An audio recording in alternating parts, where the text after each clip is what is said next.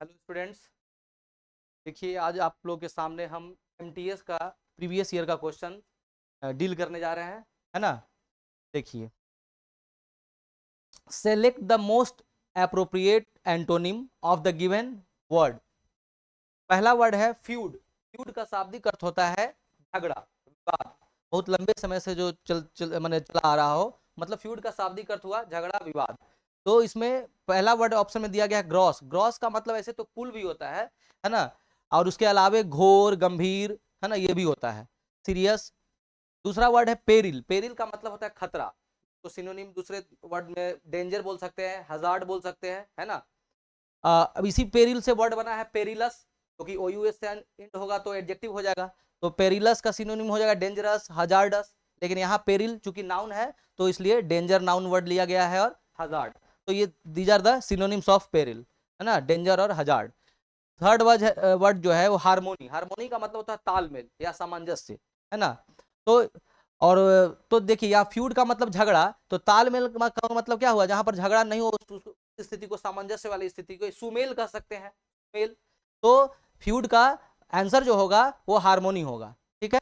ऐसे fourth word है vigour. Vigour का मतलब शक्ति, पावर, ठीक है। तो फाइनली हम ये कह सकते हैं कि फ्यूड का एंटोनिम्स जो होगा वो हारमोनी होगा, ठीक है।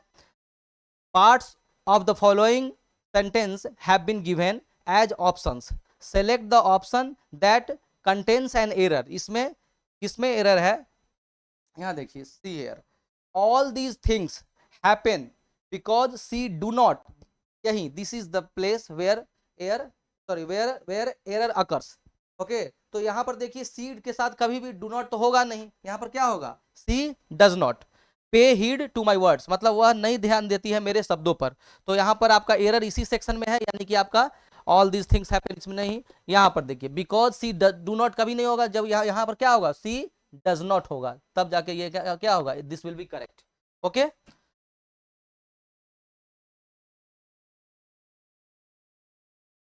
Here, yes, now see, yes, हाँ। Select the most appropriate option that can substitute the underlined segment in the given sentence.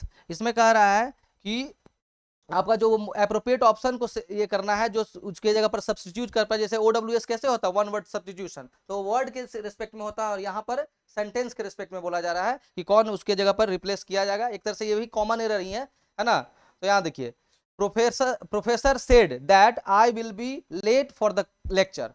यहाँ पर सी है, ये क्वेश्चन जो है सीक्वेंस ऑफ टेंस से जुड़ा हुआ है। अगर शुरू का पार्ट अगर पास्ट में है तो आगे नेक्स्ट वाला वाक्य जो होगा वो भी क्या होगा, that will be in past. तो see here, he shall be late for the lecture, no, this will not be correct. He is late, this will also be not correct.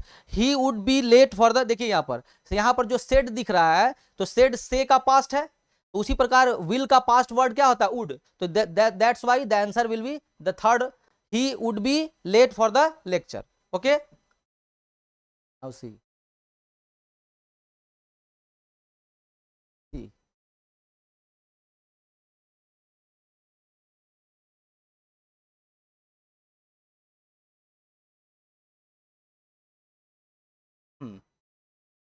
Yes, now see here, select the incorrectly spelled word। यहाँ साफ जो गलत spell किया गया है उस शब्द को क्या, you have to find out. देखिए, सेपरेट, SEPARAT, ये तो this will be correct. Accommodate, this will also be correct, definitely ये भी है, हाँ। And the answer is here, you can see, embarrass माने शर्मिंदा करना, लज्जित करना। Yes, here is the problem. यहाँ पर EMBARRASS, this will be the correct spelling of this word. Okay, now see, select the most appropriate meaning of the given idiom। Sell like hot cakes का मतलब होता है कि किसी चीज का बिक्री अधिक होना, मतलब बहुत, मतलब तेजी से किसी का सेल होना, इस इडियम का मतलब होता है। तो यहाँ पर देखिए, quick sell out, selling cakes, being ignored, eating hot cake, no. तो यही ज्यादा बिकना, जल्दी कोई चीज, मतलब क्या हो जाना, जल्दी से बिक जाना कोई मतलब कोई सामग्री, तो इसका आंसर होना चाहिए या होगा quick sell out. Okay,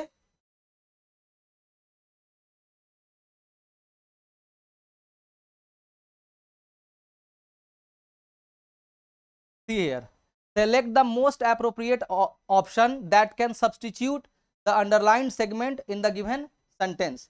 This is going to be very easy for you. Andrew will play, sorry, will playing, यहीं पर तो एरर है, will के बाद कभी भी बिफोर नहीं आएगा, यही प्रॉब्लम यहाँ आपका दिख रहा है सामने। आर, एंड्रयू एक लड़का का नाम है, यहाँ पर उसके साथ आर प्ले ये भी नहीं होगा, फिर यहाँ आर के बाद बिफोर आता है जो कि प्ले दिख रहा है, तो यही एक ऑप्शन आपके सामने दिख रहा होगा, यही एक ऑप्शन आपके सामने दिख रहा होगा, इज प्लेइंग। तो Andrew is playing, this is the correct answer. Okay, now see here, select the most appropriate word to fill in the blank. Hardik Pandya hit four, तब यहां देखिए आपका यहाँ पर कहा जा रहा है कि लगातार 4 मैंने चौका मारा, मैंने हिट किया, तो यहां पर लगातार के लिए एक वर्ड, इस प्रॉपर वर्ड आपका यहां दिख रहा है consecutive. Continuous no, this will not be suitable, है ना। So this will be the answer consecutive, ongoing और ये कांस्टेंट वगैरह नहीं होगा। तो हार्दिक पांड्या हिट 4 कंजिक्यूटिव, मतलब एक के बाद एक लगातार कंटिन्यूअस, तो ये आप कह सकते हैं consecutive will be the correct answer. Okay, now सी,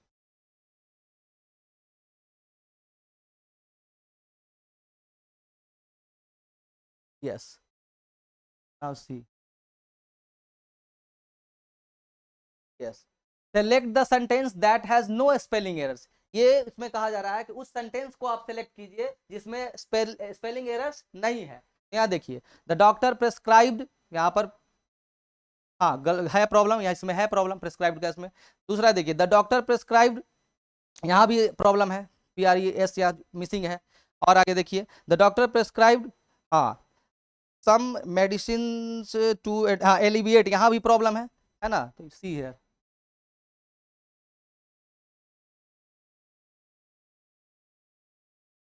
ठीक है, yes, see the answer here, the doctor prescribed, ये यहाँ पर सही हो गया, सम मेडिसिन टू एलिविएट, हाँ ये this will be the answer. यहाँ पे ये आपका स्पेलिंग क्या है, कम करना, रिड्यूस करना, है ना, मिटिगेट होना, ये इसका मतलब होता है, इसका स्पेलिंग भी सही है, ठीक है। तो the answer will be this. Okay, yes,